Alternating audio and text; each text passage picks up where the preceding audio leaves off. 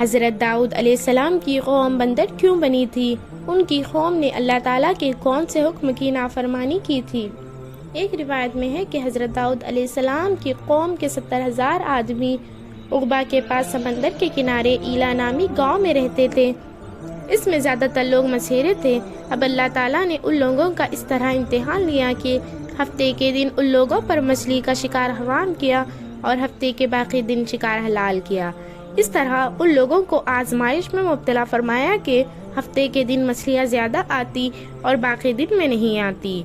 اب شیطان نے انہیں یہ ہیلا سجھایا کہ چھوٹی چھوٹی نالیاں دریا سے نکال کر چھوٹے چھوٹے ہاؤس بنا لو۔ نالیوں کے ذریعے پانی آ جائے گا اور مچھلیاں بھی آ جائیں گی، اور پھر تم ان ہاؤس اور ان نالیوں کو بند کر دینا اور پھر اتوار والے دن شکار کر لینا۔ ہفتے کے دن جو تم نے چھوٹے ہاؤس اور نالیاں بنائے ہوں گے، مچھلیاں اس میں آ کر قید ہو جائے گی۔ ان لوگوں نے اللہ تعالیٰ کی نافرمانی کی اور شیطان کے بتائے ہوئے ہیلے میں آ گئے۔ اس طرح ان لوگوں کے 3 گروہ بن گئے۔ ایک تو وہ لوگ جو شکار سے منع کرتے اور ان لوگوں سے ناراض اور بیزار ہو کر الگ ہو گئے۔ دوسرے نمبر پر وہ لوگ ہیں جو دل سے برا جان کر خاموش رہے مگر دوسروں کو منع نہیں کرتے، بلکہ منع کرنے والوں کو کہتے تم لوگ ایسی قوم کو نصیحت کیوں کرتے ہو جنہیں اللہ تعالیٰ ہلاک کرنے والا یا سخت سزا دینے والا ہے۔ تیسرے قسم کے وہ لوگ تھے جو سرکش اور نافرمان تھے، جنہوں نے اللہ تعالیٰ کی نافرمانی کی تھی، جنہیں ہفتے کے دن شکار کرنا منع تھا لیکن پھر بھی ہیلے بہانوں سے انہوں نے شکار کیا۔ اب یہ 3 قسم کے گروہ ان کی قوم میں بن گئے۔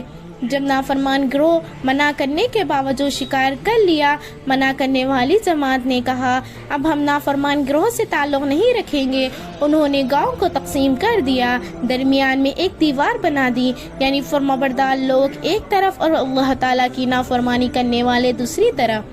دونوں طرف آمد و رفت کے لیے دیوار میں ایک دروازہ بھی بنا لیا۔ حضرت داؤد علیہ السلام کی قوم کے یہ لوگ تھے۔ جب حضرت داؤد علیہ السلام کو پتہ چلا کہ قوم کے ہزاروں لوگ ایسے بھی ہیں جنہوں نے اللہ تعالیٰ کی نافرمانی کی اور ہفتے کے دن بھی شکار کیا، حضرت داؤد علیہ السلام نے غضبناک ہو کر شکار کرنے والوں پر لعنت فرمائی۔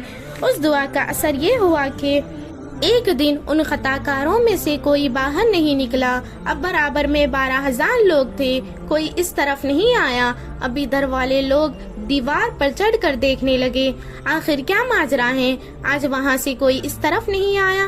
اور جب دیوار چڑھ کر دیکھا تو پتا چلا جو 12,000 لوگ تھے وہ بندر بن چکے تھے، ان کے چہرے مسح ہو چکے تھے۔ اب دروازہ کھولا گیا، اب جو مجرم تھے جو بندر بن چکے تھے وہ داخل ہوئے۔ اب کوئی لباس کو سونگتا، کوئی رشتہ دار کے قریب آتا، لیکن ذرا سوچئے اگر شکل بدل گئی تو کوئی اپنے رشتہ دار کو کیسے پہچانے گا؟ لیکن وہ بندر پہچانتے تھے اس طرف والوں کو، ان کے لباس کو سونگ کر روتے، لیکن انہیں نہیں پتا چلتا یہ کون شخص ہے میرے خاندان کا۔ بہرحال یہ لوگ 3 دن تک زندہ رہے۔ ان 3 دنوں میں کچھ کھا پی نہ سکے، یوں ہی بھوکے پیاسے سارے ہلاک ہو گئے۔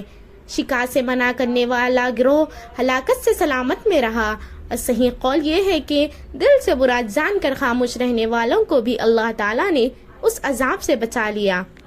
اس واقعے میں ہمیں سیکھنے کو یہ ملا کہ جو اللہ کے نبی کی نافرمانی کرتے ہیں، اگر نبی علیہ السلام ناراض ہو جائیں تو آدمی بندر بن سکتا ہے۔ اس واقعے میں 2-3 باتیں سمجھنے والی ہیں۔ ایک تو اللہ کی نافرمانی، اور دوسرا شیطان کے ہیلے بہانوں میں آ جانا، اور جب بھی روزی کمائی جائے بالخصوص حلال روزی کمائی جائے۔